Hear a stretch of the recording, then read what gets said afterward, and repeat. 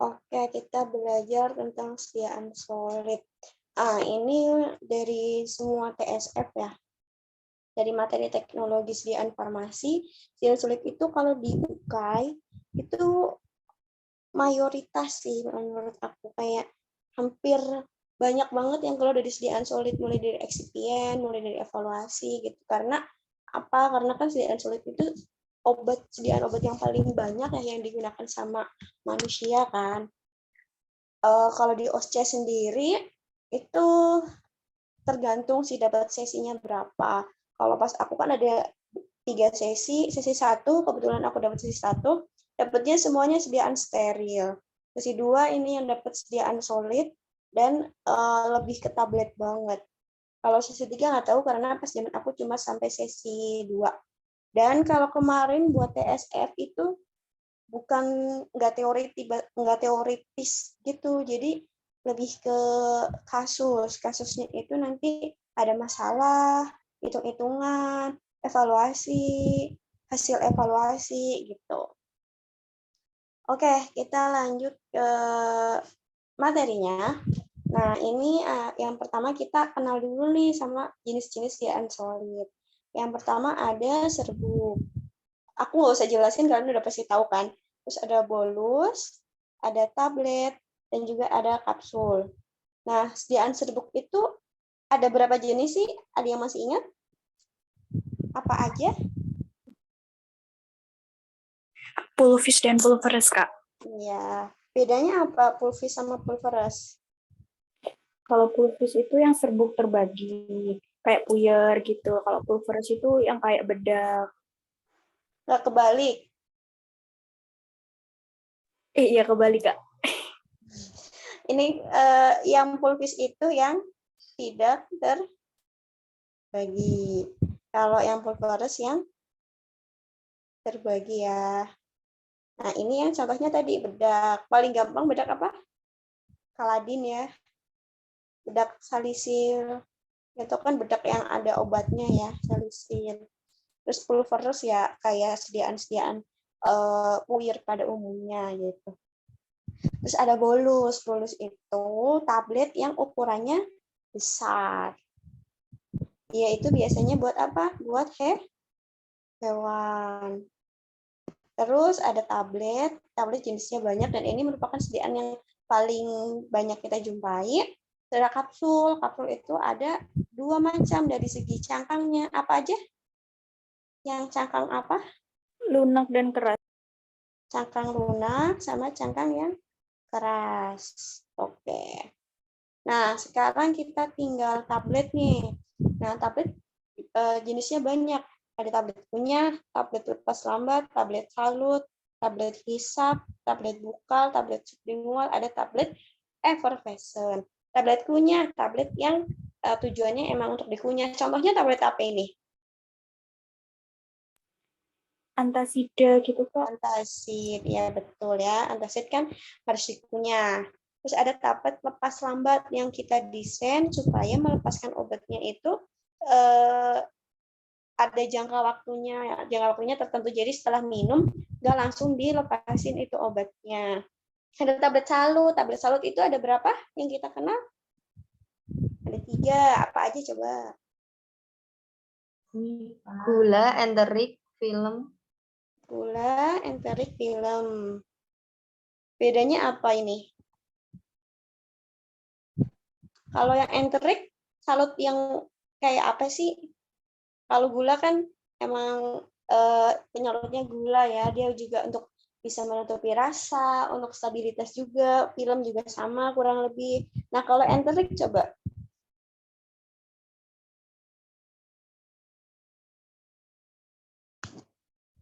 Salut enterik, salut yang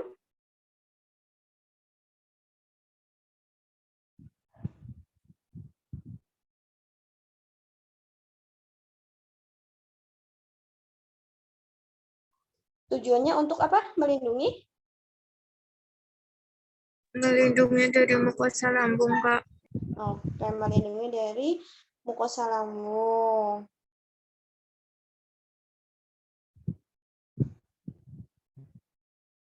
Contohnya ada ya kayak obat-obat yang tulisannya pasti ada salut enterik. Tablet hisap ya tujuannya untuk dihisap. Tablet bukal coba, tablet yang seperti apa? Diletakkan antara pipi dan gusi. Antara pipi dan gusi. Ini perlu banget diingat ya, barangkali apa namanya? Bentar. Barangkali nanti dia itu keluar gitu tablet apa yang cocok gitu kan. Terus ada tablet sublingual, itu tablet yang diletakkan di bawah lidah. Contohnya apa ini? Contohnya apa? ISDN. SDN. ISDN. Nah, terus ini nih, effervescent ini pernah keluar di soal ujian apa gitu. Effervescent itu tablet yang seperti apa? Mengeluarkan CO2 kalau dikasih air. Mengeluarkan CO2 kalau kena air. Yaitu bahannya apa sih? Kenapa bisa sampai keluar CO2? Apa yang membedakan? Asam sama basahnya, Kak. Ada asam, ada basa. Asamnya contohnya asam sitrat ya, sama asam tartrat. Basanya seperti Na, bik ya, natrium bikarbonat. Gitu. Jadi ini kuncinya. Nah untuk kayak jenis-jenis pengertiannya sih jarang ya buat ditanyain. Yang penting kita paham konsep tablet itu, tablet ini jenisnya buat apa gitu. Nah, kita kan mau bikin tablet nih. Nyala tabletnya itu jadi kan, karena posisi kita itu kalau TSF berarti memposisikan diri kita itu sebagai apoteker di industri. Kita kepengen bikin tablet, berarti kita kayak orang mau masak. Kita mau masak berarti kita milihnya itu dari kita belanja kan. Kita ngerencanain mau bikin masakan ini apa aja nih yang dibutuhin di list gitu kan. Sama bikin tablet juga, mau bikin tablet, oh berarti ada zat aktifnya apa, nanti butuh excipientnya apa aja. Berarti kita butuh tahu kan, butuh tahu tentang excipient yang mau dipakai, jenisnya apa aja, butuh apa aja sih buat bikin tablet. Apakah kayak kalau masakan ada butuh bawang merah, bawang putih, cabai, buat terus ada penyedap rasa mungkin garam gitu. Sama si excipient di tablet juga ada yang buat pengisi, ada yang buat penghancur gitu kan. Udah kumpul semua bahannya, kita tinggal bikin. Banyak caranya, kita pilih yang mana, kita tentuin itu juga. Kita lihatnya dari mana, ngelihat dari zat aktif yang mau dipakai. Terus habis itu udah kebuat, terus nanti pas buat ada masalah apa enggak, itu juga harus dicek gitu kan. IPC-nya gimana, dicek. Terus nanti hasil tabletnya gimana, apakah ada tompel-tompel atau enggak. Kalau ada berarti kita cross check lagi kan di formulanya.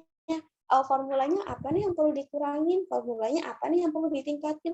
Kalau misal udah jadi tinggal kita evaluasi lagi gitu kan. Apakah tablet yang kita dapat udah sesuai belum dengan ketentuannya. Nah, itu semua adalah pekerjaan kita sebagai apoteker di industri. Nah, kita dari yang pertama dulu, dari segi excipient yang digunakan. Nah, obat sendiri misalnya paling besar berapa sih tablet? 650 ya? Mungkin ya, 650 miligram. Atau mungkin nanti ada yang 1 gram. Nah, tapi logisnya sih ada tablet yang apa namanya, isinya zat aktif doang kan nggak mungkin kan. Dia itu pasti butuh excipient kan, butuh excipient misalnya yang 10 miligram kan nggak mungkin dibuat tablet dalam berat dengan berat 10 miligram, pasti dia butuh excipient.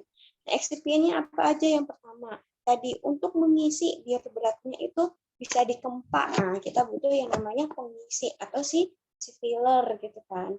Nah, terus hampir semua zat aktif itu kan bentuknya awalnya dari serbuk dulu atau kristal gitu kan. Kita mau bikin tablet nih, kita butuh ngempak dia kan. Butuh dikempak, berarti kan biar apa? Biar sesama serbuknya itu saling terikat. Nah, akhirnya butuh apa? Akhirnya butuh binder atau pengikat. Terus habis itu kita butuh apa lagi? Apakah kita kepengen jadi tablet itu di dalam tubuh tetap utuh jadi tablet? Enggak kan? Di dalam tubuh dia akan mengalami proses disolusi. Dia akan mengalami proses difusi. Untuk ini itu untuk diabsorpsi kan. Nah, untuk mengalami proses ini dari tablet yang bulat atau lonjong itu harus dipecah menjadi granul. Dari granul menjadi mungkin serbuk, baru dia akan mengalami disolusi difusi gitu kan. Nggak mungkin dari yang gede itu langsung diabsorpsi gitu kan, nggak mungkin. Akhirnya dia butuh apa? Butuh penghancur. Jadi udah di dalam tubuh kita kepengen hancurin dia biar aktifnya itu keluar. Terus habis itu butuh yang namanya gliden dan juga lubrikan sama sepaket satu lagi anti aderen. Buat apa sih sebenarnya? Kita kan bikin tablet, kita tempat kan, ada alatnya, ya nggak? Alat tempat tablet. Ini yang kalian udah PKPA di industri pasti udah amatin kan alat tempat tablet itu kayak gimana? Nah, ini anggap aja begini ya, aku nggak jago gambar. Oke, keluarin. Nah, ini tempat untuk pemasukan pertama. Ini namanya apa? Hopper. Ini saluran mesinnya. Ini nanti kan kita mau kompa dia ada bentuknya. Jadi ada cetakannya atau nama bahasanya adalah die. Terus dia ada kan biar ke kompa ada yang ngetuk gitu kan. Biar dia terbentuk sesuai dengan cetakan. Makanya ada yang namanya punch. Punch-nya ada dua, atas sama bawah. Pas atas ini untuk ngatur apa?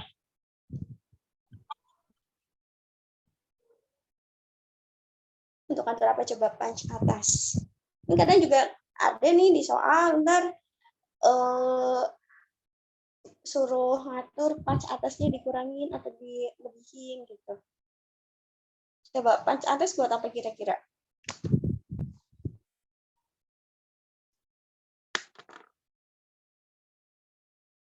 Buat ngatur apa? Kekerasan, Kak. Kekerasan. Kan dia yang bakal neken. Kalau yang bawah dia diatur. Buat ngatur apa? Ketebalan. Kan kalau yang bawah semakin dinaikin, tebalnya semakin kecil, semakin diturunin nanti tebalnya semakin besar gitu. Nah, di sini kan kayak tablet isinya tepung-tepungan gitu. Mungkin nggak sih nempel? Mungkin banget. Makanya kita butuh yang namanya pelincir.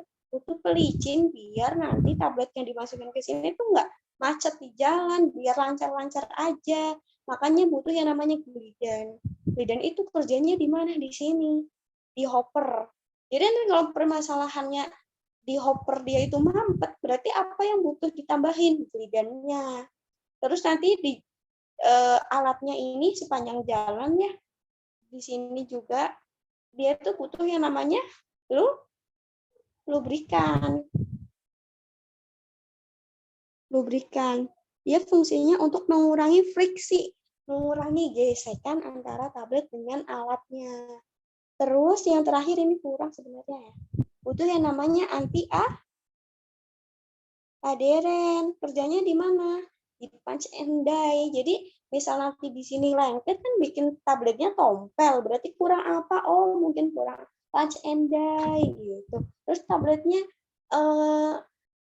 tompel di pinggir gitu, di tepi-tepi. Oh, mungkin kurang lubrikannya gitu. Oh, tabletnya nggak seragam ukurannya gitu. Oh, mungkin bisa jadi di hoppernya ngadet-ngadet gitu.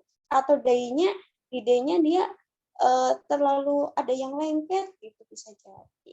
Nah, itu fungsinya gliden dan lubrikan. Jadi nanti dari sini kalau kita udah paham konsep ini, kita bisa jawab tiga bentuk soal dengan beberapa variasi gitu kan. Misal kayak tabletnya mengalami sticking, picking, binding gitu-gitu kan kita bisa bayangin gitu.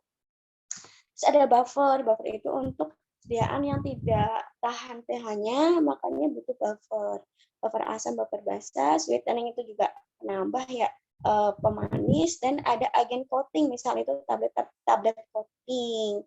Ada untuk salut gula, salut film, sama salut enterit. Nah, yang pertama filler. Contohnya apa? Coba filler. Talkum, Kak.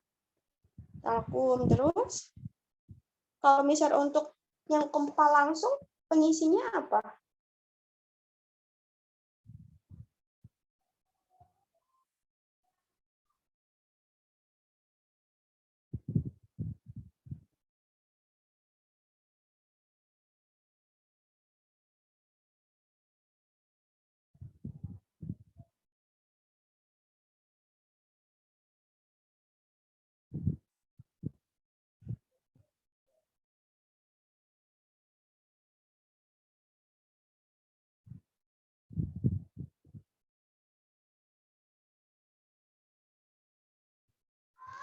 Apa?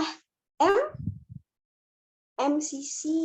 MCC itu untuk apa namanya?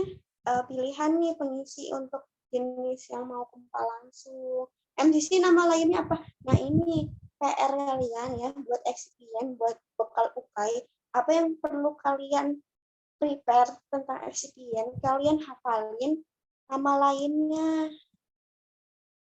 Kan banyak tuh.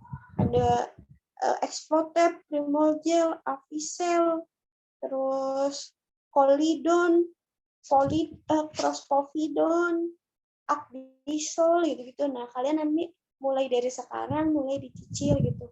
Biar soalnya kalau soal UK itu sering kayak gitu ditanya. Kita tahunya MCC, yang keluar nama lainnya Avicel misal. MCC nama lainnya Avicel. Terus sukrosa juga bisa, laktosa juga bisa. Nah, terus ada binder. Binder itu tadi apa? Pengikat. Contohnya apa? Paling gampang kalau binder.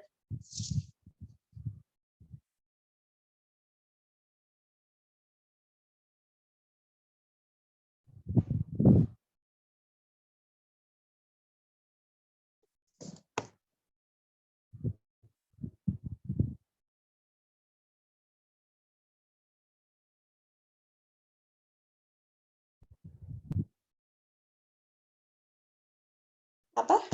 Binder paling gampang turunan selulosa ya. Biasanya itu yang kayak maltodextrin gitu-gitu kan bisa jadi binder ya. CMC, PEG, alginat gitu. Terus desintegran, kalau dulu aku ngapalin desintegran itu ya kan menghancurkan ya.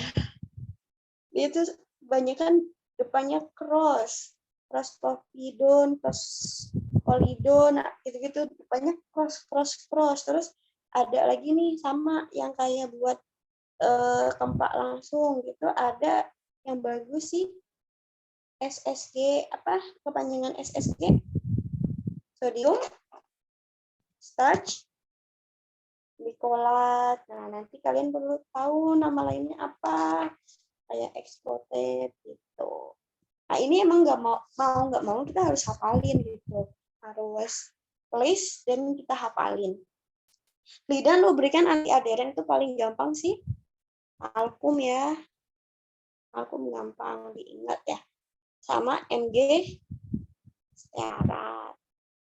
Nah, kalian mungkin ini kenapa di sini bisa jadi filler, kenapa bisa jadi glidan, lubrikan, anti aderen, padahal bahannya sama.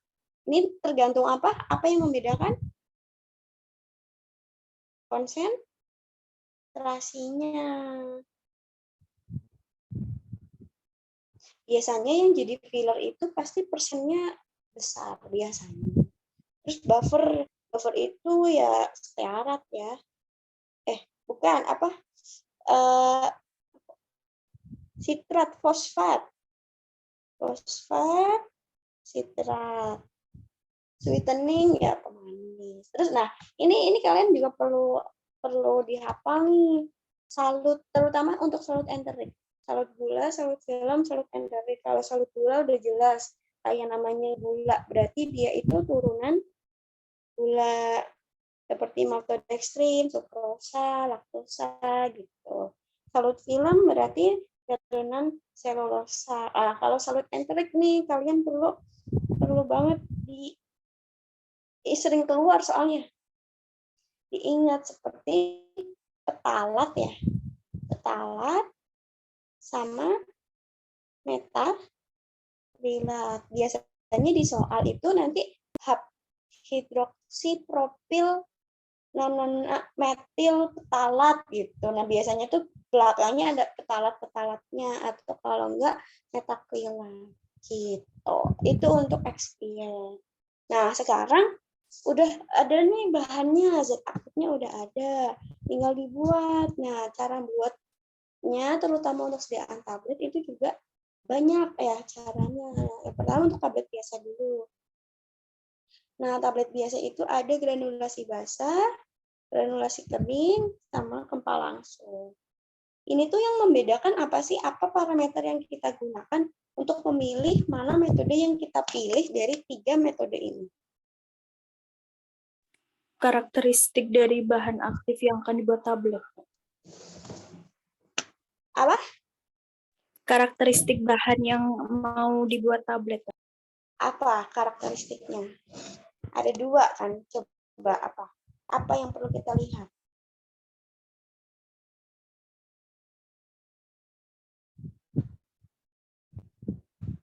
Sifat apanya yang perlu kita lihat? Sifat alir, Kak. Sama suhu, Kak. sama kompresibilitas.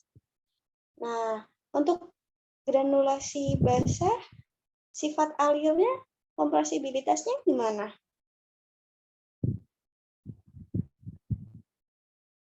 Bagus apa enggak? Yang kurang bagus, Pak. Yang kurang bagus ya. Ini kurang. Sifat alirnya kurang bagus. Kompresibilitasnya kurang bagus. Granulasi kering juga sama. Kalau yang kempal langsung yang dua-duanya bagus, dua-duanya. Nah, sekarang apa sih yang membedakan granulasi basah sama granulasi kering? Sama-sama buruk nih. Terus kita ngelihat dari mana lagi parameter yang mau dilihat.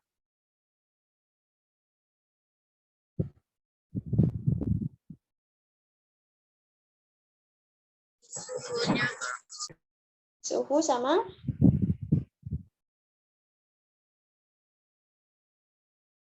apa? Ketahanan dengan air. Yang mana yang tahan suhu dan tahan air? Kalau misalnya zat aktifnya tahan suhu sama tahan air, pilih yang mana? Yang granulasi basah, Kak. Granulasi basah.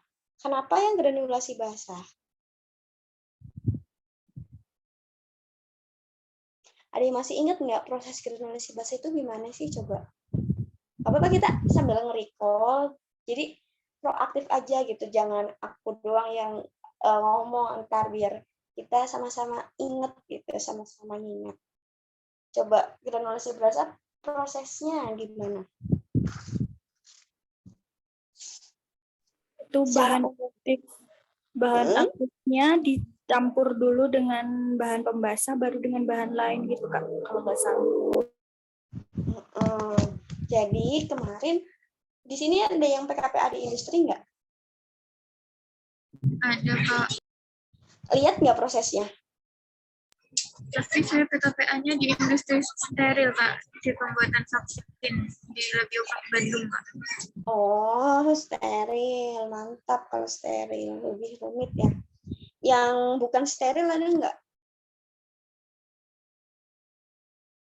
Nah, nanti mungkin pasti ada sih. Cuma apa namanya?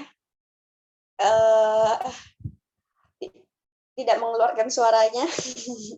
Intinya kalau bikin ini kan kita bahannya jelek, makanya kita bikin granul kan. granul itu kan dia akan memperbaiki sifat air dan juga kompresibilitas. Kalian bayangin aja kayak granul itu yang bergranul-granul kayak gula pasir gitu. Jangan deh kacang hijau bulat kan. Itu kan anggap aja itu granul ya, tapi sama si tepung kita tuang pasti lebih gampang mengalir si kacang hijau yang bentuknya kayak kacang hijau gitu kan daripada si tepung. Si tepung jelek nih, kita kepengen dibagusin, makanya dibikin granul. Nah, ada dua, granul basah sama granul kering. Kalau granul si basah kita kan campur dulu di satu mesin, namanya mesin mixer. Di sini dicampur dengan pembasah, dengan semua zat aktif yang lainnya.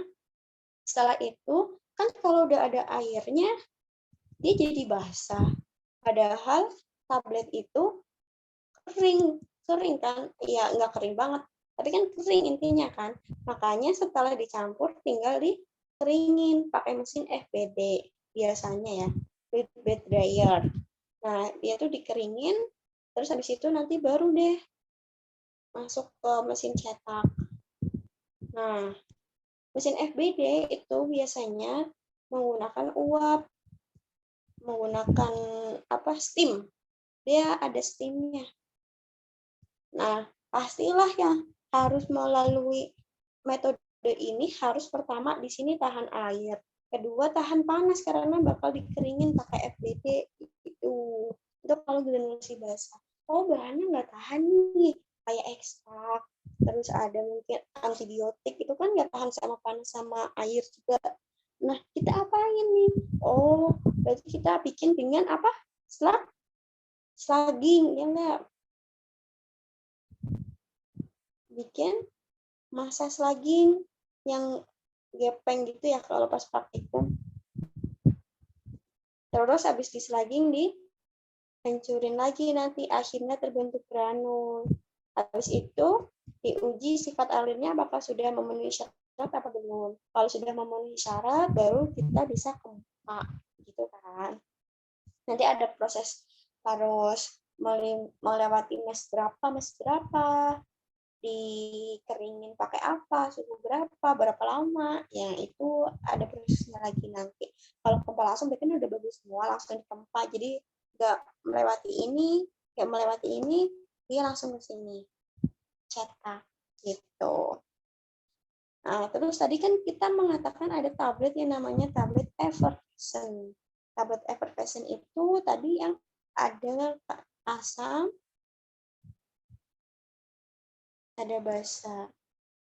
Asamnya asam sitrat sama tartrat, ininya Na bikarbonat. Kalau dia cuma granulasi basah dan juga granulasi kering. Kalau granulasi basah itu yang gimana? Ya, granulasi basah itu punya kondisi khusus di mana RH-nya itu maksimal adalah 25%. Kalau RH 25% nih aku tanya, dia ruang kelasnya ruang kelas apa? A, B, C, D, E.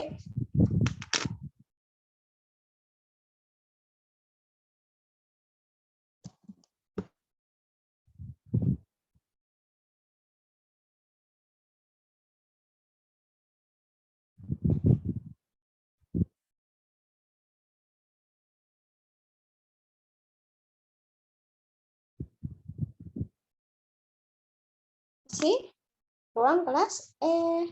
Karena ruang kelas A sampai ruang kelas D itu kan untuk sediaan steril. Jadi nanti kalau kalian dapat soalnya kok bukan steril, mau itu sirup, mau itu tablet, mau itu emulsi, suspensi, pokoknya yang non steril udah kasih di ruang kelas E.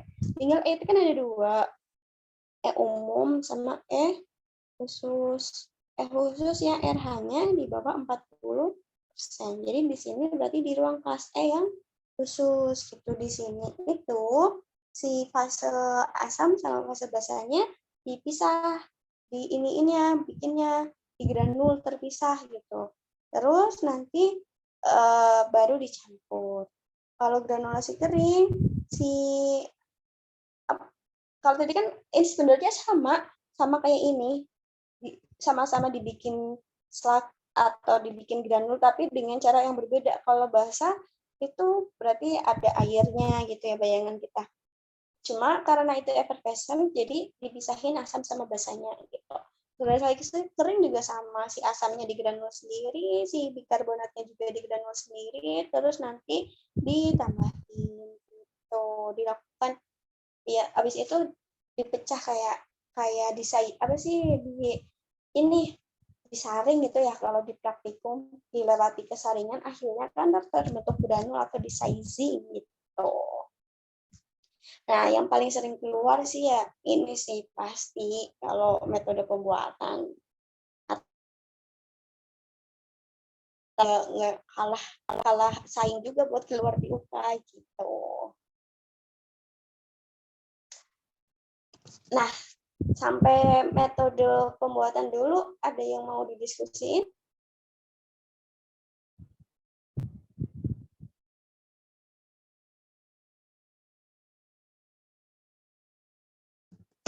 Oke, kalau belum ada kita lanjut dulu ke metode pengeringan. Nah, tadi udah di mixer, tinggal dikeringin. Kalau metode pengeringan berarti bayangan kita udah pasti dia pakai metode apa dia buatnya? Granulasi basah kan? Karena butuh dikeringin. Ada apa aja? Dry dryer, wet dryer ini yang aku kemarin ini melihat kayak mesinnya gimana sih, gitu. Dan mesin mixer, mesin FBD, mesin cetak, CCMCO, terus dari mesin, bahkan pas belajar mesinnya itu, dari mesinnya itu dikualifikasi, kualifikasi desain, kualifikasi instalasi, kualifikasi operasional, kualifikasi kinerja, SAT, FAT juga, terus habis itu divalidasi, enggak, kalau mesin ya divalidasi, dikualifikasi. Nah, itu ada proses-prosesnya kan. Terus ada spray drying, freeze drying, sama vacuum dryer.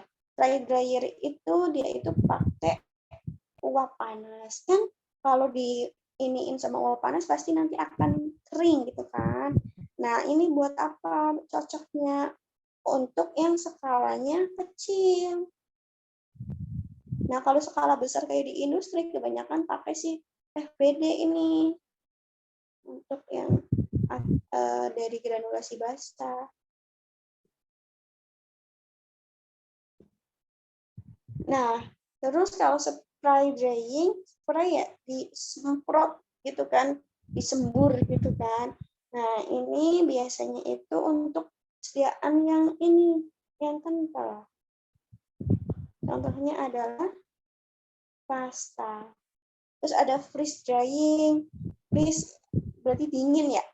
Pengeringannya dingin berarti untuk produk yang tidak tahan panas.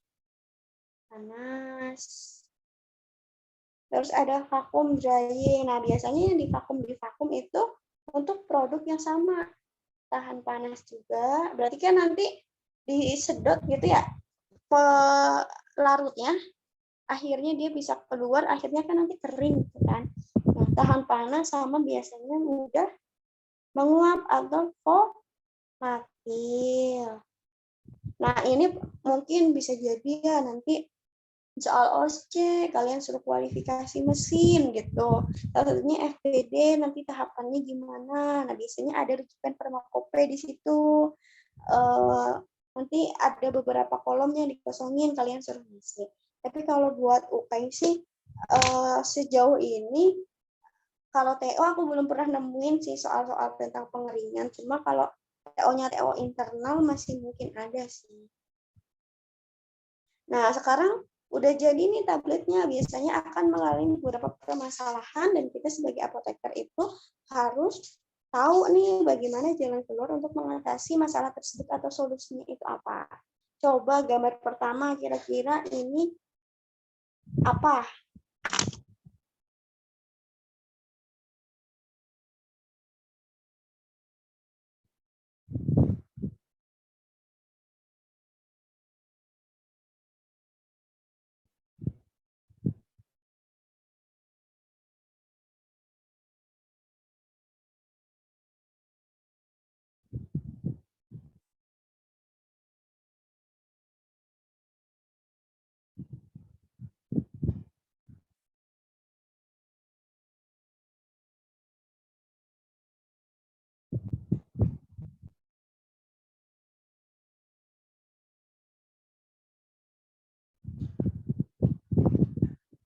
Ayo, yang pertama apa kira-kira?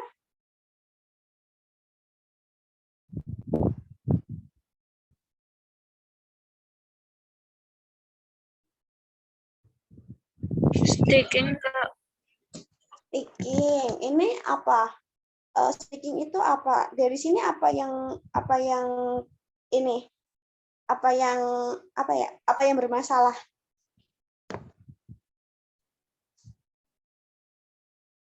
Itu melekat pada pensi enggak, Kak? Iya, ya ini kelihatan ya nih.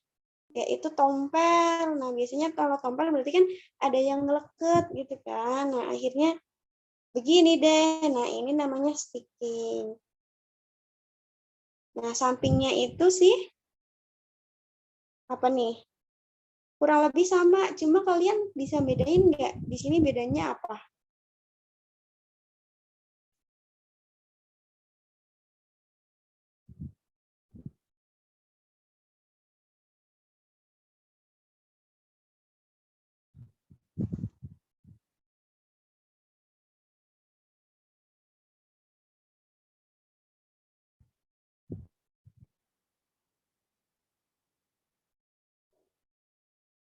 Apa Cetakannya bedanya? nggak sama, Kak.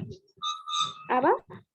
Cetakannya nggak sama. Ada tulisannya, yang satu nggak ada tulisannya.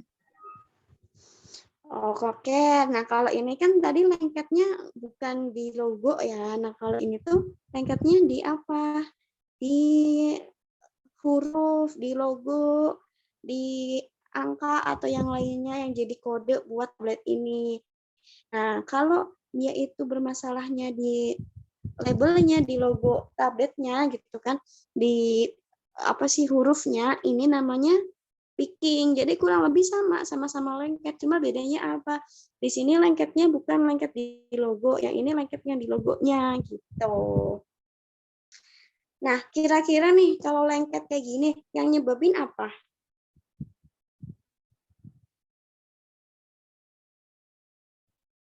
Kadar air dari tabletnya masih tinggi, Kak. Jadi belum terlalu kering. Jadi kadar airnya tinggi, terus apa lagi?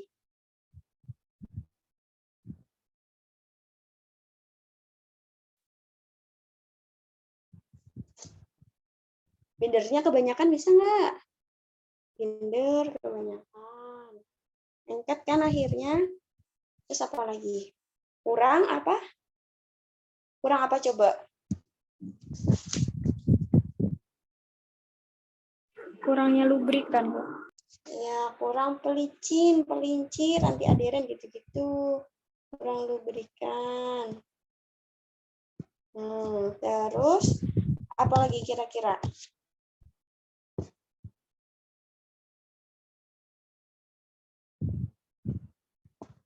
Udah ya kurang lebih ya. Nah, kalau kayak gini berarti solusinya apa? Kita optimalin kadar airnya. Berapa sih kadar air yang diterima?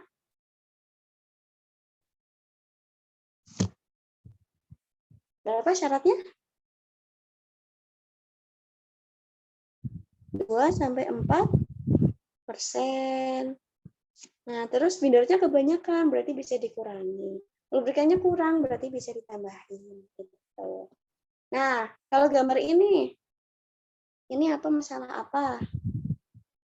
Capping, Kak. Capping. Jelas ya, kalau capping dia di bagian atas gitu. Bagian atas terbelah gitu kan.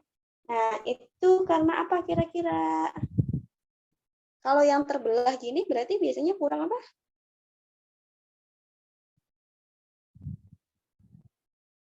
Kurang pengikat. Kurang pengikat, betul. Karena lepas kan, berarti kurang pengikatnya. Kalau kurang pengikatnya berarti solusinya dinaikin si pengikatnya.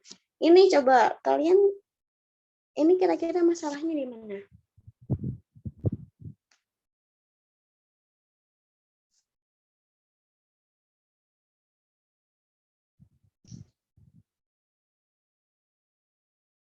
Di pinggir-pinggirannya nih, kelihatan kan ya? Tompel-tompel di bagian tepi. Ini namanya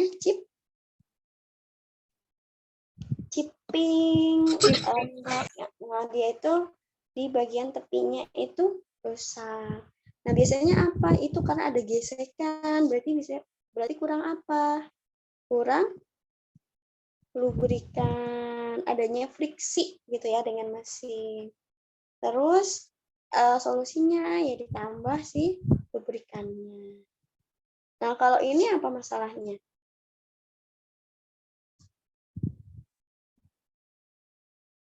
Cracking, Kak. Cracking-nya retak. Nah, kalau retak itu berarti kurang apa? Kurang lebih sama ya kayak capping, kurang pengikat. Jadi nanti ditambahin si pengikatnya. Terus juga biasanya apa? Kebanyakan fines. Fines itu kan serbuk kan, serbuk nanti bisa misahin gitu kan, kayak nggak menyatukan gitu, terpisah-pisah gitu. Kalau ini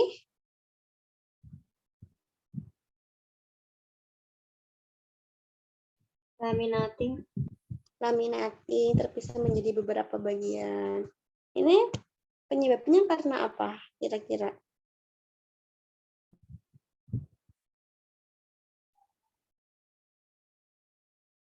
Kurang pengikat juga. Jadinya ntar ditambahin pengikatnya. Gitu. Kalau ini tabletnya retak dan mudah hancur. Ya, mudah hancur atau rapuh. Nama lainnya crumbling. Iya. Itu karena apa? Bisa jadi ini bagian apa yang diperbaiki? Punch atas, kurang apa? Kurang besar tekanannya, akhirnya gampang retak gitu, gampang hancur, atau bisa juga kurang apa? Kurang pengikat juga. Ini namanya Mottling. Warnanya juga. Iya. Ini paling gampang ya. Warna tidak merata itu mungkin dari segi jenis eksipien pewarna yang dipakai juga bisa sih. Terus kalau ini terakhir binding. Kebanyakan pengikat, akhirnya pengikatnya melengket-lengket ke alatnya gitu. Akhirnya ya bisa kayak gini deh, atau lubrikannya juga bisa kurang. Kita ditambahin. Nah, ini permasalahan tablet yang sering keluar.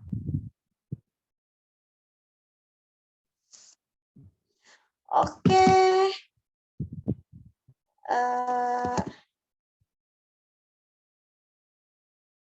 Nah, oke, coba aku mau tes acak. Ini apa tadi namanya? Oh ya, mungkin ya kalau di UKAI ini nggak begitu keluar banget gambarnya, ini kita suruh nebak apa sih. Kalau di UKAI pasti kita dikasih tahu tabletnya mengalami apa, itu namanya apa, solusinya apa. Biasanya kalau kayak gini tuh kemungkinan keluar di mana? Di OSC. Bisa jadi kalian ditampilin tabletnya. Ntar kalian suruh ngisi itu namanya apa, solusinya apa, penyebabnya kira-kira apa, itu bisa jadi. Atau kalau misal nggak ada, kalian bakal dikasih atau disuguhin foto begini, foto print-printan begini, terus kalian suruh menjawab pertanyaan-pertanyaan yang ada gitu. Jadi coba sekarang ya. Yang ini namanya apa tadi?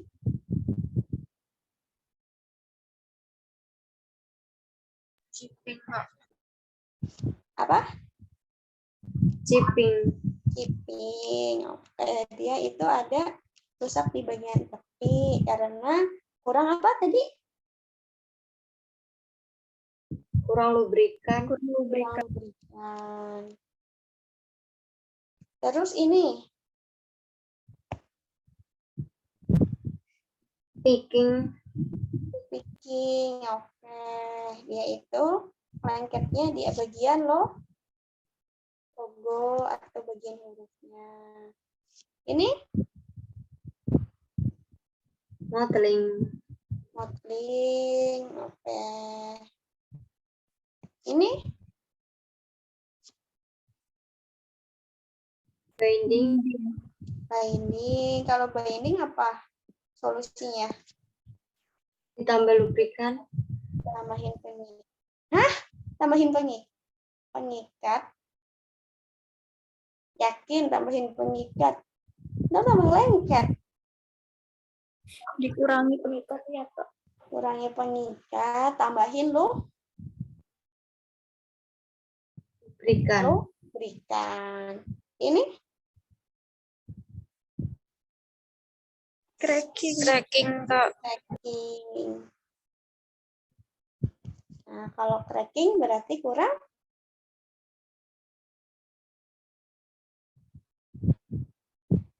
baik. Pengikat, Kak. Kurang binder ya, kurang pengikat. Ini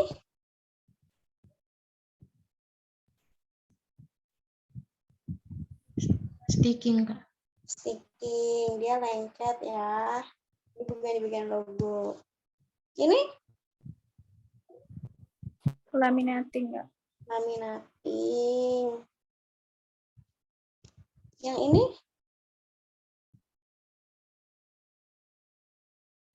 Crumbling. crumbling.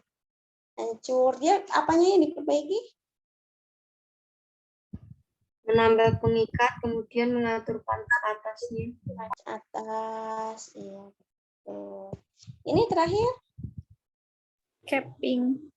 capping. Diapain kalau capping? Menambah pengikat. Pengikat. Nah. Oke, daripada hafal ya. Kita lanjut ke udah ada masalahnya, tinggal kita evaluasi sediaannya.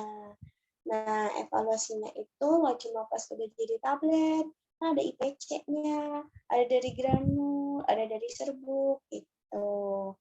Nah, yang pertama kita ke yang kecil dulu, granul atau serbuk dulu. Nah, yang pertama ke pengujian granul, ada uji kadar air.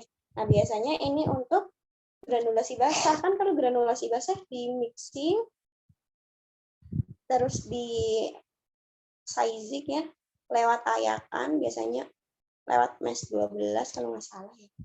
Terus habis itu kita oven, kita keringin.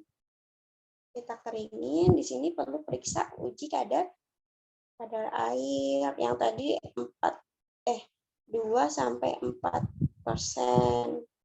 Baru dari sini nanti di sieving lagi.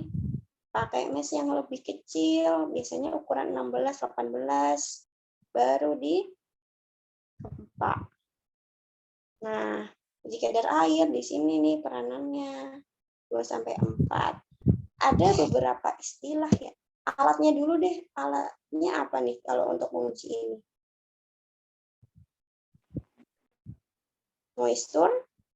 Moisture content. Nah, ini kalian nanti kalau ospek dituntut ya untuk tahu, misal ini soalnya apa, ntar kalian itu suruh milih kan mana alat yang dipakai, gimana cara ngoperasiinnya, dan kalian biasanya di situ praktek, ntar kalian dapat hasil, dari hasil itu dianalisa gimana. Nah, ada istilah LOD, ada istilah MC atau moisture content. Bedanya di mana coba? LOD itu pasti loss on drying, kehilangan pas lagi pengeringan. Berarti kan dia yang hilang. Berarti volume awal kurangi volume akhir kan yang hilang kan? Yang hilang dari mana? Dari aslinya. Berarti dari bagi volume awal kali 100%. Ini untuk LOD. Nah, kalau MC, moisture content, volume awal kurangi volume akhir dibagi si volume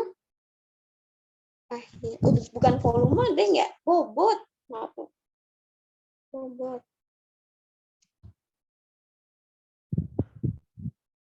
Nah, kali 100%. Ini yang syaratnya 2-4%. Gitu. Ini tuh alatnya mirip kayak timbangan gitu ya, tapi ada penutupnya, ada lampunya. Ntar di situ langsung ketahuan kan berapa kadar airnya. Nah, itu untuk kadar air. Coba sekarang ya, ada soal nih. Awalnya bikin 100 gram granul. Setelah dikeringin, dia jadi 95 gram. Berapa LOD, berapa MC-nya? LOD-nya 5%, Kak. Ya, 5%. Kalau MC-nya?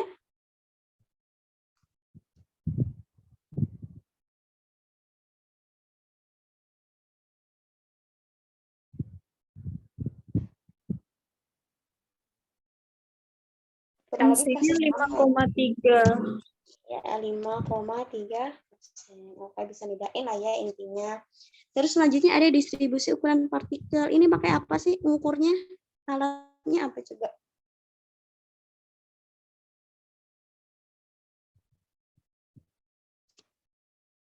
Alatnya pakai apa?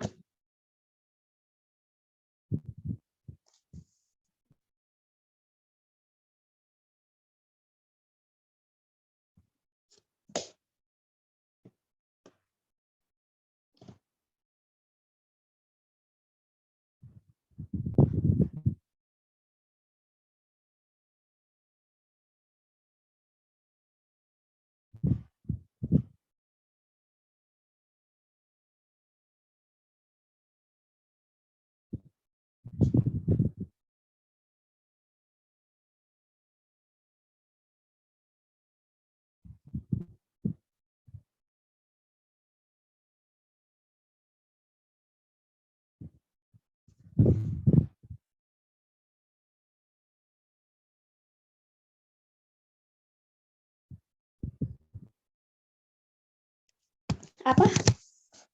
Diapain sih kalau mengukur distribusi ukuran partikel? Iya, Kak. Diayak, Kak. Diayak. Pakai shaker ya. Shaker. Nah, nanti ini juga bisa keluar di OSC. Kalian susun ayakannya dari nomor mes berapa coba? Yang paling atas yang nomor mesnya lebih kecil atau lebih besar? Yang lebih besar, Kak. Yang Yang ukurannya besar, ukuran mesnya kecil. Nomor mesnya lebih kecil ke yang besar. Karena apa? Di sini itu kan misal nomor mes 12, berarti ada 12 lubang. Kalau mesnya 16, berarti ada 16 lubang. Berarti kan ukurannya dari 12 lubang sama 16 lubang pasti akan lebih kecilan yang ukuran 16 lubang gitu. Nah, nanti habis diseker, ditimbang, nanti pasti akan terbentuk kurva. Yang bagus kurvanya yang kayak lonceng. Ini kalau di UKAI mah mungkin ya keluar, tapi kalau di OSC ini bisa mungkin keluar. Kalian suruh menganalisa gimana hasilnya, kalian suruh praktek, nanti habis praktek kalian dapat hasilnya itu biasanya udah ada dari pengujinya. Kalian akan dapat angka-angka dari penguji, kalian suruh menganalisa dan memutuskan gimana hasil dari distribusi ukuran partikel tersebut gitu. Nah, terus selanjutnya ada parameter sifat alir, granul atau serbuk. Yang pertama ada uji kecepatan alir. Tadi sifat alir. Pakai apa ini alatnya? Ayo. Ini pas praktikum diapain ya? Ada yang masih ingat nggak?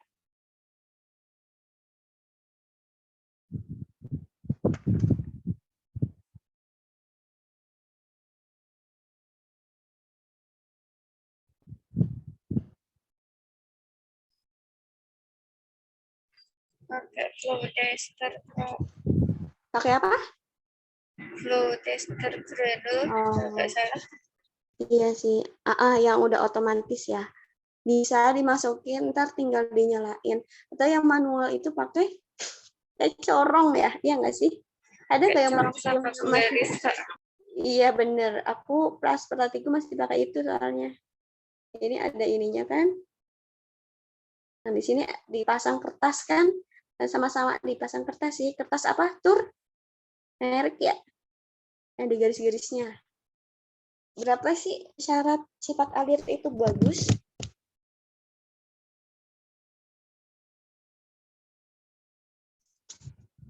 Harus kurang dari 10 gram per seton. Jadi biasanya si ininya apa granulnya ya kalau pengujian biasanya pakai 100 gram ya. Ntar kalian stopwatchin gitu kan. Nah, berarti kurang lebih harusnya 10 detik udah keluar semua gitu. Biasanya akan dapat 2 hasil. Selain dari uji kecepatan alir, akan dapat sudut istirahat. Nanti kan dia menggunung kan. Coba.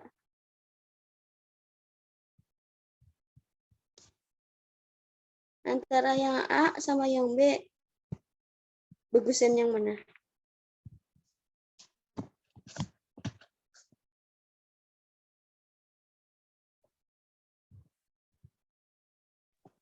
Yang B, Kak. Yang B, ada yang pilih A. Ada yang berpendapat yang A. Yang A, Kak.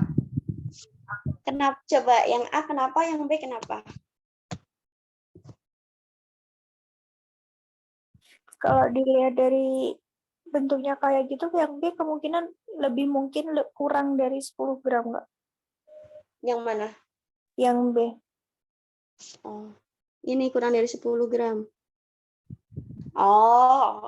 Maksud ya. Ini anggap dua-duanya sama, kan tadi sama-sama 100 gram ya. Nah, ini tuh bagusan yang A. Bayangin nih, kalian itu ngukur gula sama tepung nih. Dijatuhin. Yang gula itu bakal yang A apa yang B? Yang tepung yang A apa yang B? Gula pasir. Yang gula yang A. Nah, pasti gulanya yang A. Karena dia itu kan sifat alirnya bagus, licin. Nah, kalau bagus itu akhirnya apa? Lebih mengerucut ya ini ya. Nggak mengerucut sih, lebih landai gitu. Jadi nanti di sini sudut istirahatnya akan semakin kecil. Makanya persyaratannya kurang dari 35 derajat. Kalau ini pasti sudutnya akan lebih besar nih kan. Tandanya dia nggak mengalir dengan bagus juga gitu. Ini pakai rumus apa di sini? Pakai rumus? Diukur apanya sih? Tinggi sama lebarnya, Kak. Tinggi sama jari panjang sini sampai sini. Nah, udah dapet nih. Berarti Y per X. Nah, kita pengennya derajat. Kalau Y per X itu kan nilai tan. Nanti berarti anti tangen. Nanti tangen ini berapa hasilnya? Nanti akan ketemu berapa derajat. Hasilnya apakah di bawah 35 derajat atau enggak. Kalau di bawah berarti akan itu bagus gitu. Terus selanjutnya adalah uji kompresibilitas. Kompresibilitas itu sih apa? Yang pakai apa coba kompresibilitas? Ada yang masih ingat nggak? Pakai gelas ukur, Kak.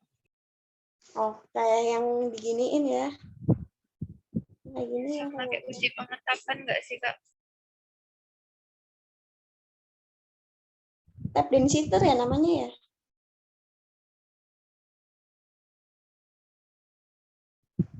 Nah, kayak gini kan ya kurang lebih. Nah, ini kalian pelajari juga nanti. Jadi kalian ada visit lab gitu nggak sih pas mau OSCE? Kalau misal ada, kalian bikin nih list-listannya dulu, dibikin list-listannya, apa aja nih uji-ujinya. Jadi pas ke lab, kalian udah kebayang mau belajar, mau cari tahu cara alat yang mana yang mau di kalian ketahui gitu buat bakal OSCE nanti gitu. Jadi ntar tahu urutan-urutannya. Nah, kalau kayak gini juga sama volume awal, kurangi volume akhir, dibagi volume awal kali 100%.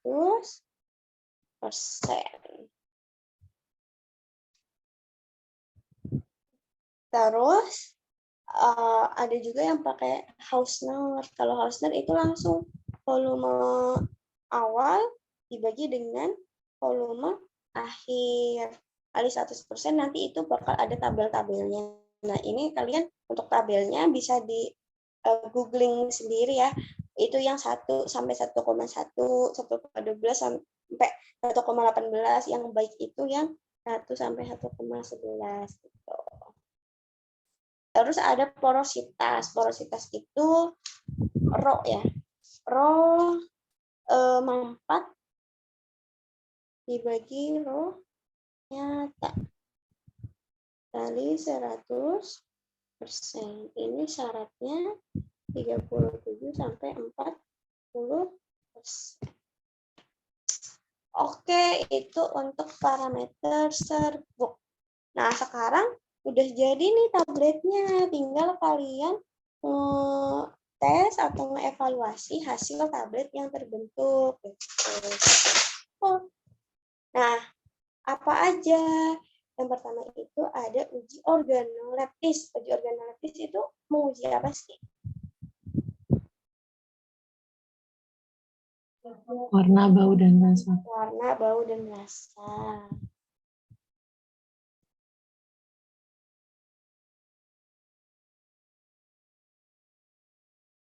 Terus selanjutnya ada kadar zat aktif, teman-teman. Nah, kalau kadar zat aktif, gimana? Taunya dari mana? Caranya?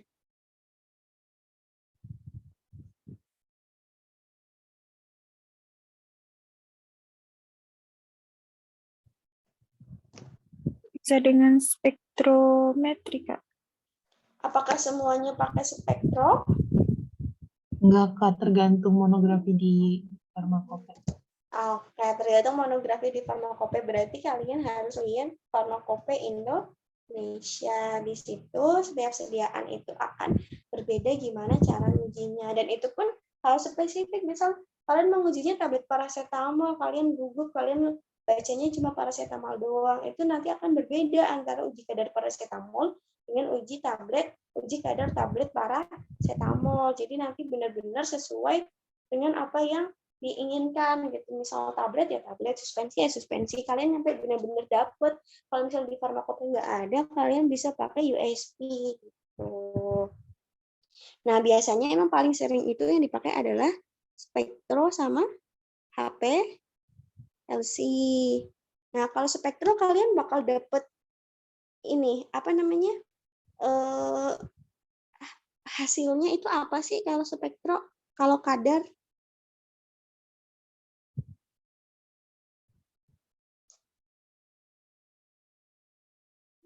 Gelombang cahaya bukan sih? Gelombang cahaya. Terus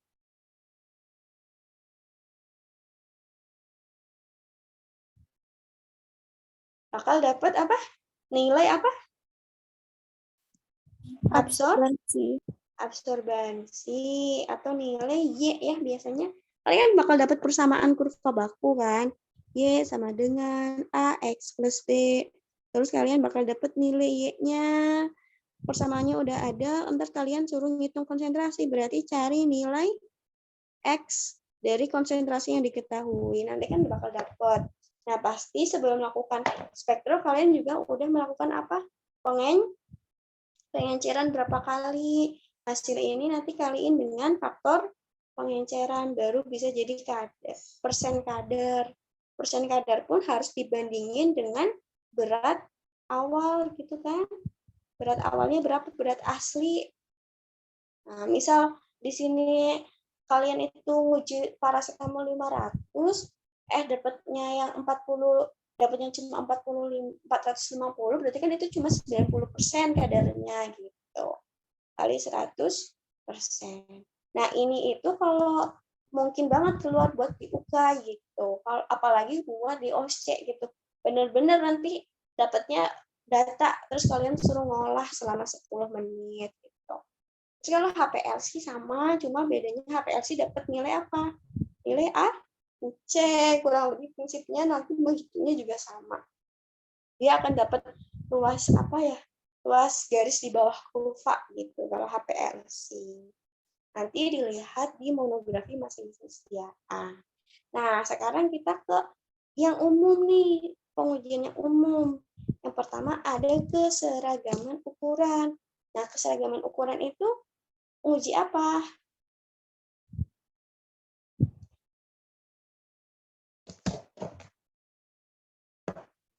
Diameter. Apa?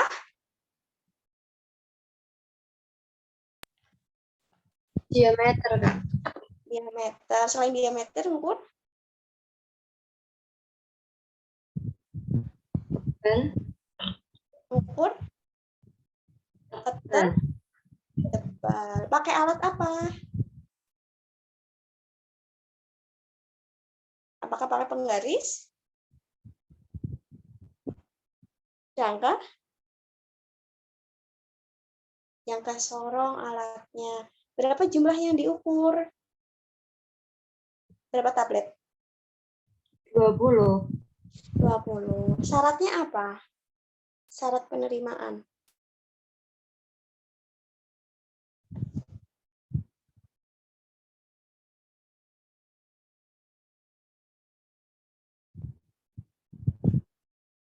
Syaratnya gimana coba? Tidak boleh apa? Tidak boleh lebih dari berapa? Lebih dari Sekali tebal yang tablet. dan tidak kurang dari 4/3 tebal tablet. Jadi syaratnya diameter sini ya.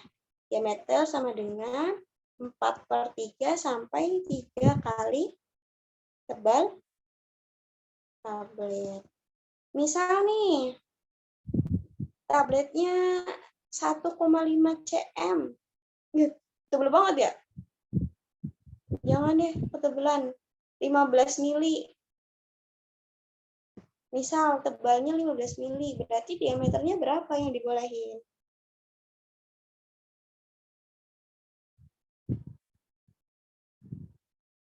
Berapa coba?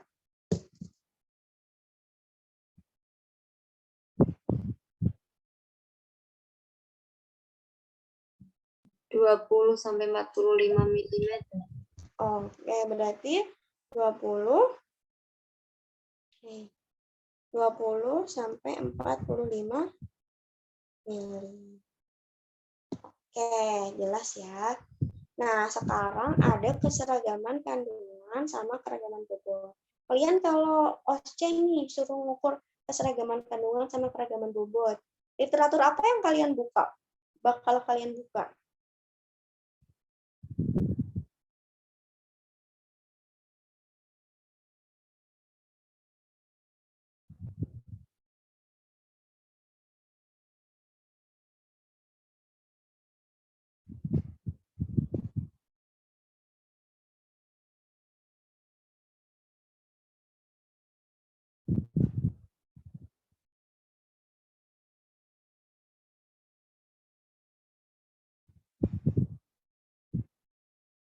Apa yang dibuka? Lihatnya di mana sih kalau mau uji keseragaman kandungan sama keragaman bobot?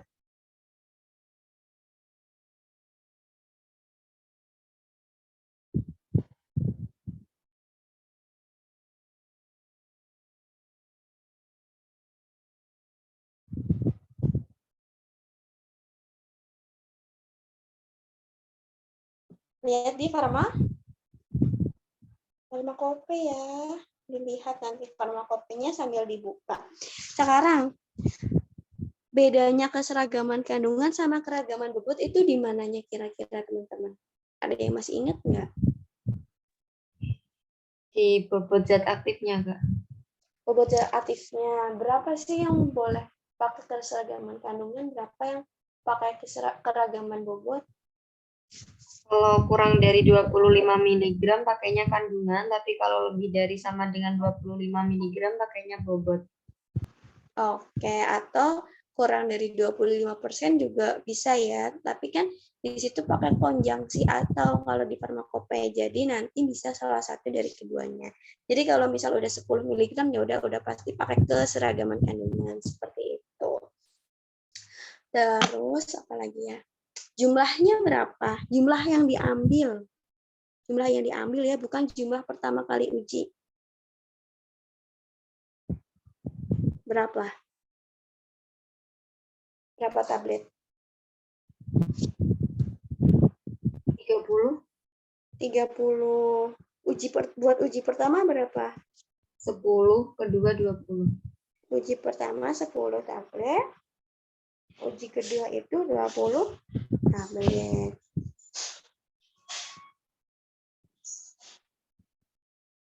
Nah, cara nguji keragaman bobot sama keseragaman kandungan gimana? Coba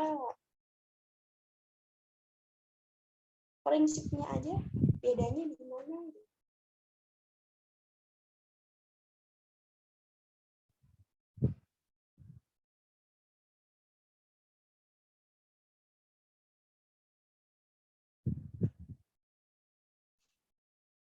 Kalau keragaman bobot diapain?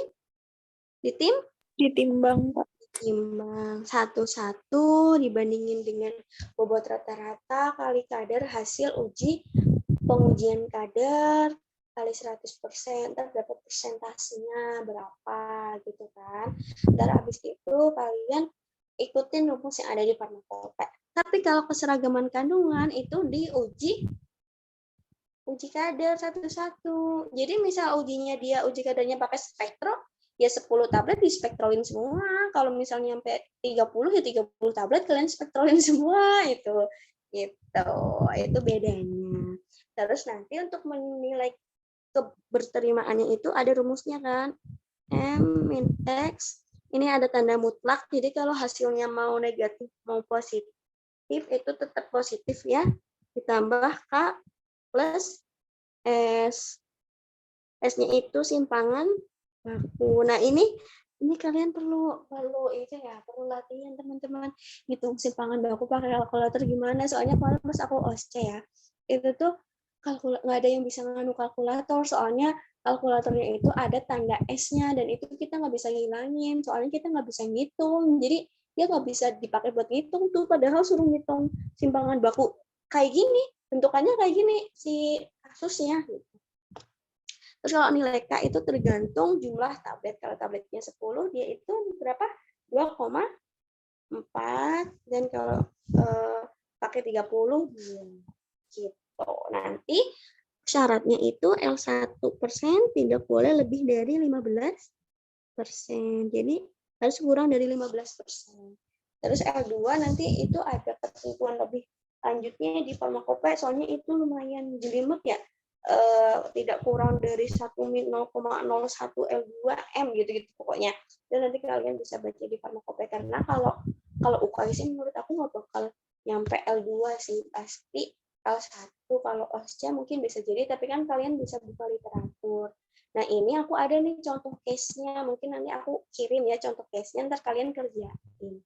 Tapi bagi yang mau mengerjakan nanti misal masih susah dari soalnya apa kesusahan, kalian bisa nanyain aja di grup. Hasilnya juga boleh dikirim aja di grup. Ntar kalau ada waktu aku koreksi. Terus selanjutnya ada waktu hancur. Alatnya apa nih waktu hancur?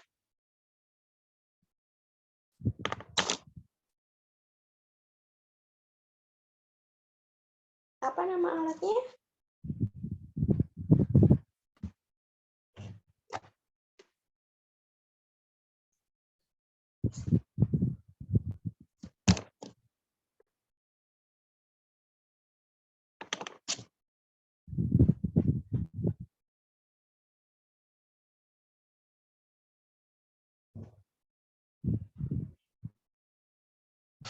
Disintegration tester. Iya, disintegration tester.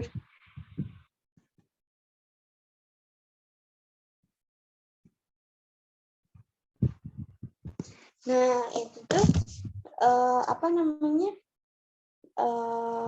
Berapa jumlah tabletnya?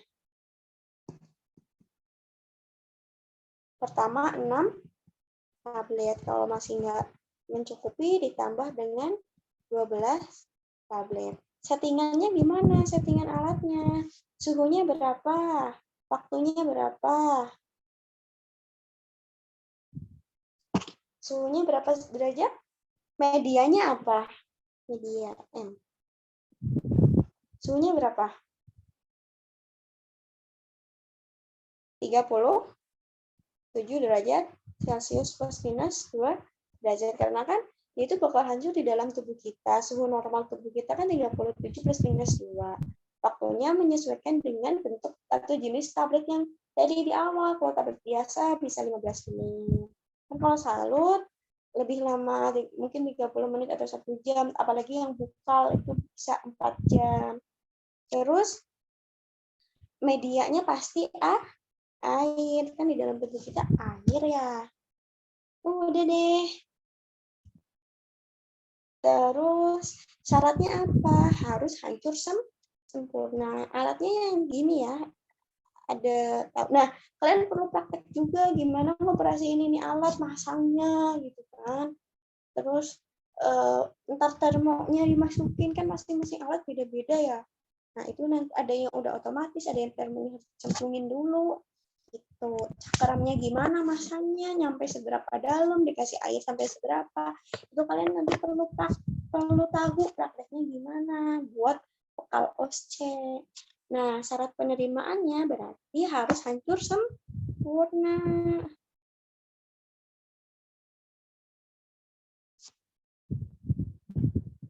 Nah, itu kalau misal masih ada 1 atau 2 tablet yang belum hancur sempurna, 1 atau 2, berarti kan bisa 1 bisa 2. Kalian tambahnya dengan 12 tablet. Syarat terakhir, tidak boleh lebih dari 2 tablet yang tidak hancur sempurna. Jadi minimal ada 16 tablet yang harus hancur sempurna. Gitu, itu untuk waktu hancur. Terus ada waktu larut. Nah, waktu larut ini untuk tablet apa? Tablet effervescent. Nah, jangan-jangan nih kalian udah bikin tablet effervescent. Kalian tuh dimasukin ke air dulu kan buat minumnya. Dia nggak larut dong, orang dimasukin dia masih tetap jadi tablet, kan gagal kan. Makanya diuji dulu. Gimana cara ujinya? Pakai 3 tablet, diuji satu-satu, dimasukin ke air gitu kan. Gimana? Berapa di stopwatchin? Syaratnya berapa? Waktu larutnya itu tidak kurang dari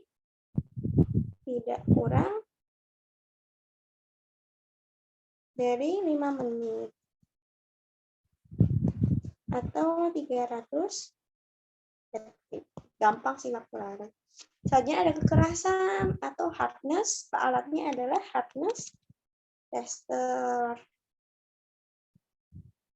Nah, ini juga tergantung jenis tabletnya. Bisa 4-10, ada 4-8. Ini pakai 20 tablet. Nah, kalian perlu tahu juga nih gimana operationnya gimana. Bisa masuk ini ntar ke OSCE gitu. Nah, nanti kalau misal kekerasan berarti tinggal punch atasnya kalian kurangi tekanannya. Kalau misal kurang keras ya ditambahin tekanannya gitu. Terus ntar berat kan biasanya diukur beratnya juga kan. Kalau beratnya misal kurang besar berarti punch bawahnya kalian turunin. Kalau beratnya keberatan berarti punch bawahnya kalian naikin ke atas biar tebalnya semakin kecil. Terus terakhir ada keregasan. Nah, keregasan atau alatnya apa? Variability tester. Pakai berapa tablet ini, teman-teman?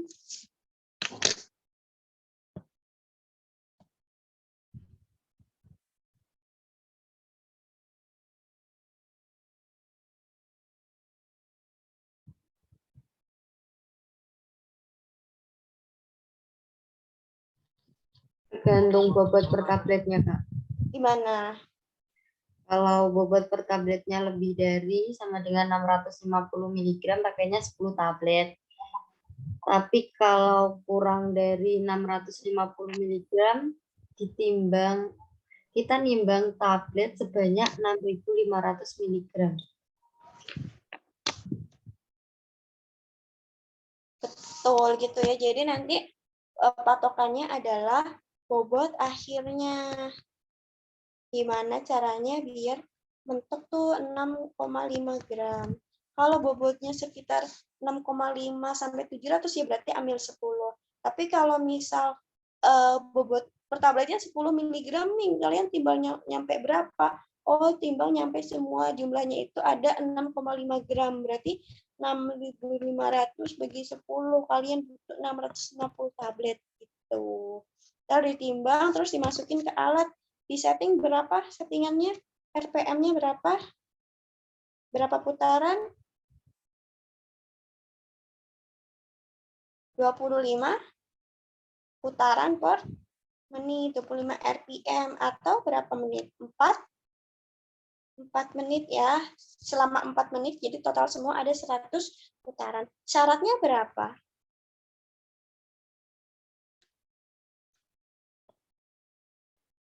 Kurang dari 1%. Rumusnya gimana? Volume awal kurang volume akhir bagi volume awal kali 100%. Harus kurang dari 1% kalau mau bagus. Ntar jangan lupa dibersihin pakai kuas dulu, takut masih ada debu-debu yang nempel. Jadi pas timbang di akhir harus udah bebas dari debu. Oke, sekarang di solusi. Sebelum kita lanjut di solusi, ada yang mau didiskusiin nggak? Kak, mau minta tolong diulang lagi yang tadi, yang kekerasan tablet yang punch atas tadi loh, Kak. Oke, nih. Kekerasannya kekerasan, punch atasnya diapain? Kalau kekerasan, punch atasnya diapain?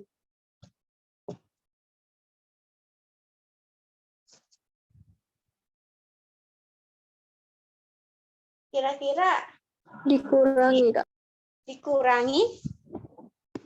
dikurangi tekanannya gitu. Jadi misal kalau tabletnya nilai kekerasannya kebesaran, berarti nanti punch atasnya kalian kurangi nilai apa ngepresnya gitu, apa tekanan di punch atas kalian kurangi. Tapi kalau kurang keras berarti tekanannya ditambahin gitu.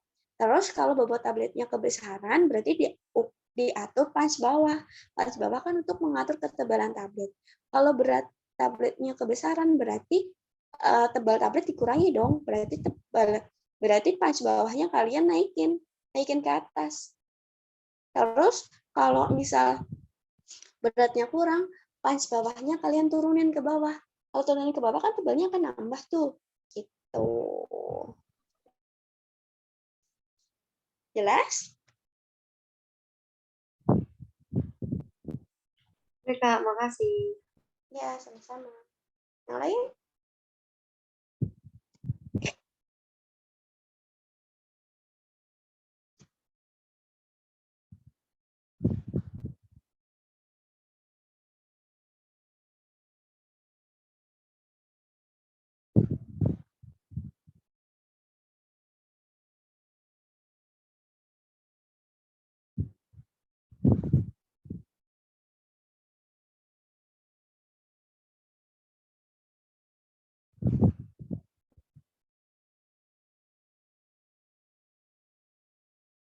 Yang lain ada yang mau didiskusiin? Nah, kalau kemarin sih kelas 11 cuma sampai sini karena pas ini itu udah lumayan malam. Nah, ini mau kita lanjut uji di solusi atau ini kita simpan buat selanjutnya. Ini masih ada beberapa step. 1, 2, 3, 4, 5. Ada 5 slide. Kalian mau lanjut apa mau keep dulu sampai sini? Uji di solusinya buat selanjutnya.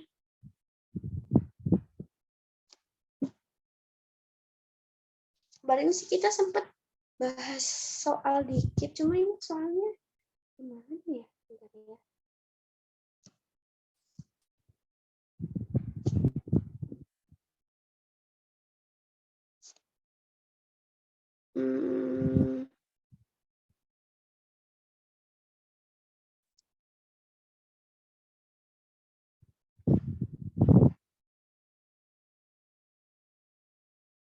Oh, tapi ini udah dicoba. Aku lupa, kalau kemarin aku udah sempet ini, kemarin aku sempet tutup, tapi kok udah hilang. Oh, bisa kayak gini ya. Coba kita sambil review nih, sambil hitung. Nomor 1, ada yang mau jawab nggak berapa LOD-nya?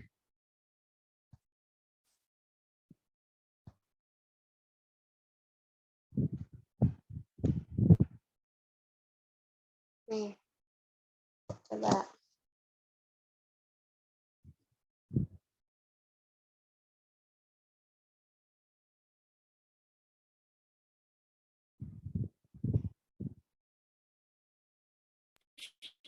Lima belas. 15. Gampang ya, 10 kurang 8,5 dibagi 10 kali 100%. Jawabannya 15%. Kalau moisture kontennya berapa?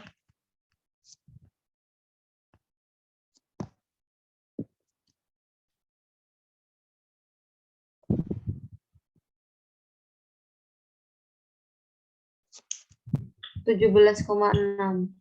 17,6. Tinggal dibagi dengan nanti dengan 8,5 ya yang bawah. Oke. Selanjutnya ini belum kita pelajari.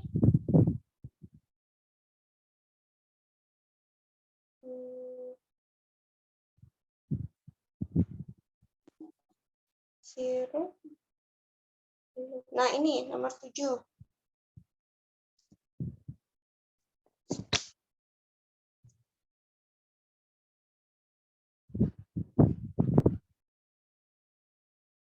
Shiver shaker itu, Kak. Shift shaker ya, untuk distribusi ukuran partikel.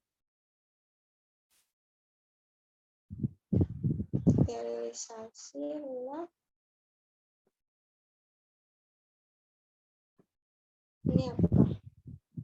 Nah, ini nomor 12.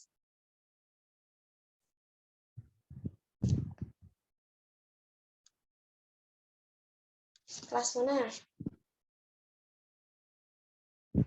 Tablet hisab.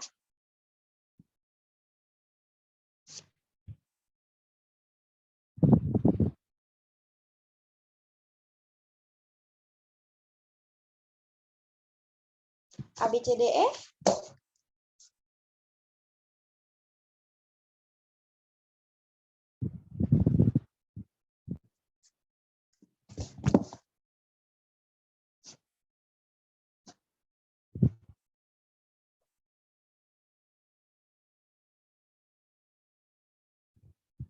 Mana coba? Ayo, nggak apa-apa, coba aja dulu.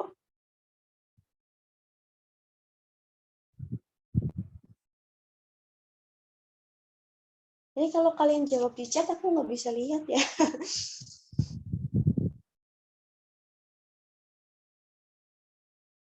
Yang kuncinya apa? Tablet. Tablet itu pasti ruang kelas Kalau ini untuk steril. Ini juga untuk steril. Tinggal nanti dia aseptis atau non aseptis. Kalau aseptis pakai yang kelas A. Kalau non aseptis ya biasanya kelas C. Kelas B cuma buat latar belakang kelas A. Kelas D buat cuci-cuci biasanya. Tuh. Ini gel juga ya. Nah, ini coba nomor 16 gitu. Udah tadi 17%. Ini CPLB. Nah, coba ini pemahaman umum nih, pemahaman konsep. Coba. Oh ya, ini aku pakai buku dari Kak Nesni Fahyuli Dinur. Ini buat kalian yang pengen mendalami lotok tentang industri. Aku rekomenin sih buat beli buku farmasi industri ini. Soalnya di situ materinya kan simple, tapi soalnya banyak. Ada 600-an soal yang semuanya tentang industri. Jadi insya Allah kalau ngerjain semuanya itu udah ngelotok lah materi-materi industri di kepala. Meskipun awal-awal tuh masih baca, dan pasti lama-lama akan keinget dengan sendirinya. Coba nomor 18 berarti 15 mili, Kak. larut dalam 50 bagian air. Tinggal kaliin 5. Enggak. Coba nomor 18 yang jawabannya yang mana?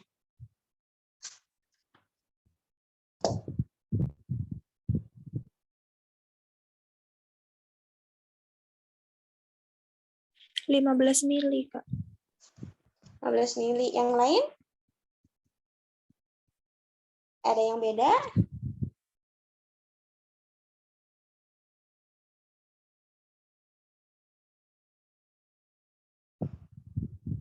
Nah, ketentuan di farmakologi gimana? 1 dalam 50 bagian. 1 apa sih? 1 yang perlu kalian tahu? 1 gram. Sedangkan ini ada 300 miligram. 300 miligram itu 0,3. Berarti 0,3 kali 50. 15 ini benar ya. Oke.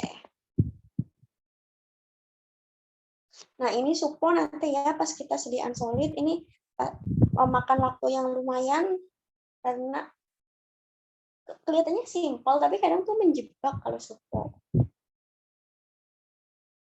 Coba nomor 20.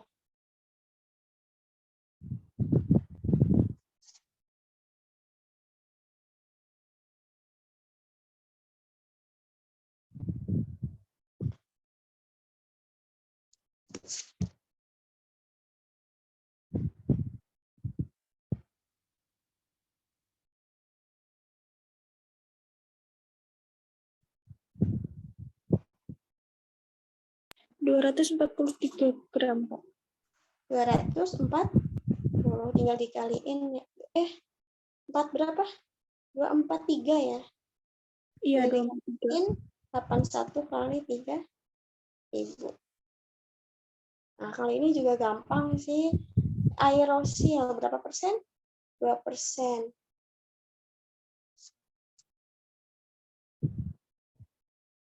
Nah.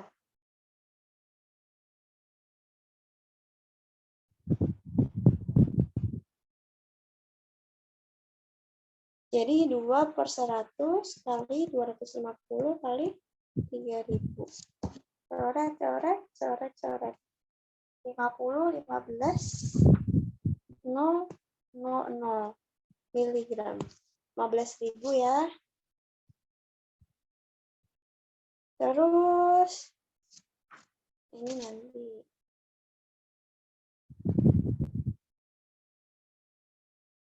Yang sebagai filler apa coba?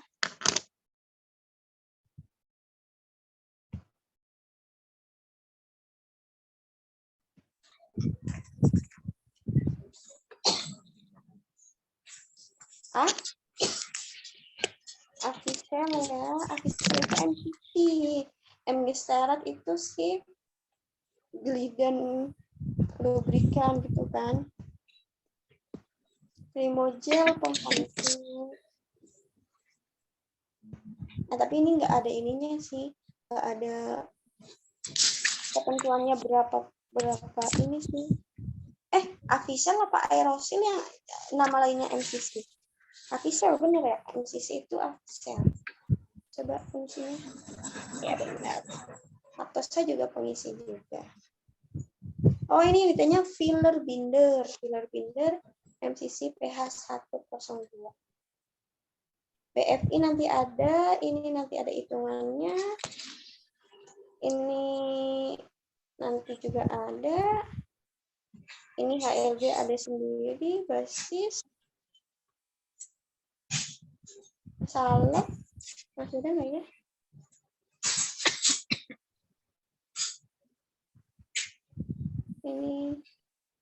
Ini berapa coba? 32. Pilot. Skala pilot minimal pH-nya berapa? 2, ya nggak? Ya kan benar 2. Pilot itu minimal 2 batch. Kemarin pas aku di PKPA juga 2 batch. Nah, ini coba nomor 33 tentang tablet nih.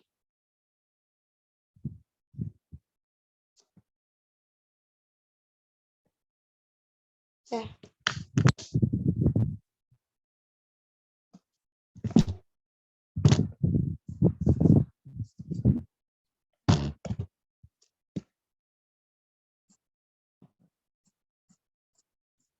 apa nih? Dia butuh apa berarti?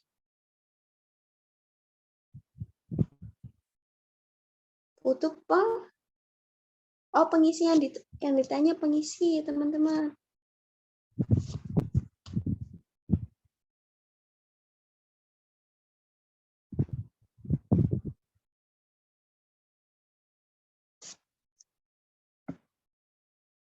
Apa coba?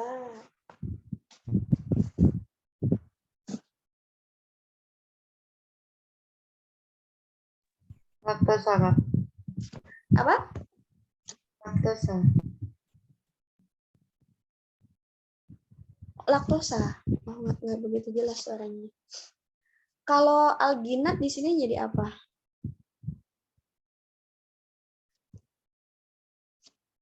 Coba kita lihat kuncinya.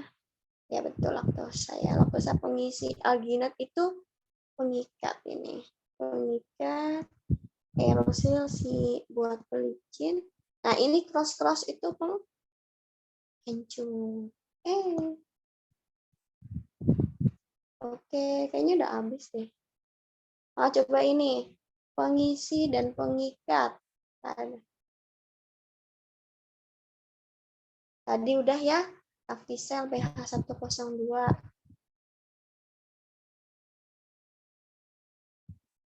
Udah habis. Sebenarnya masih banyak. Ini tuh 200 soal tiap satu soalnya. Jadi lumayan sih buat latihan. Oke, mungkin udah cukup sampai sini. Sampai sini ya mau didiskusiin lagi nggak?